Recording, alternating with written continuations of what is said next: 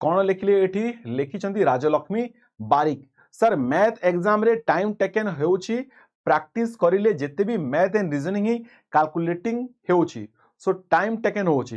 राजलक्ष्मी देखंतु एमिति तो बिल्कुल भी नहीं ना जे आप को कौन सरस्वती माँ आसबे जे एमती आशीर्वाद देवे राजलक्ष्मी ने मु तते आशीर्वाद देली एटू एमती पूरा आपनकर रश्मि बाहरिबो आ मुंडर एमती पसिजिवो आखि खोलिबे कि आपनकर कैलकुलेशन हेजिवो। कैलकुलेशन स्पीड टा हाथ रे न थाए पिला माने कैलकुलेशन स्पीड टा ब्रेन रे थाए। आपनकर ब्रेन जेतकी स्पीड अछि आ ब्रेन केतेबेले स्पीड हो आपनकर कांसेप्ट क्लियर हो।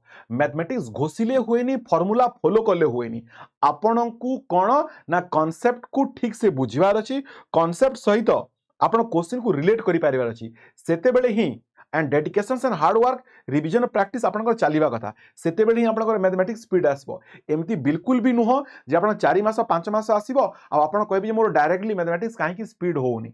तो मैथमेटिक्स स्पीड हुए एंड हबो केतेबेले जे आपनकर कांसेप्ट क्लियर हो फॉर्मूला घोषिबा छाड़िबे रिवीजन एंड प्रैक्टिस बेसी रु बेसी करिवे। ठीक अछि तापर देखिबा केमती हेला ना एटा।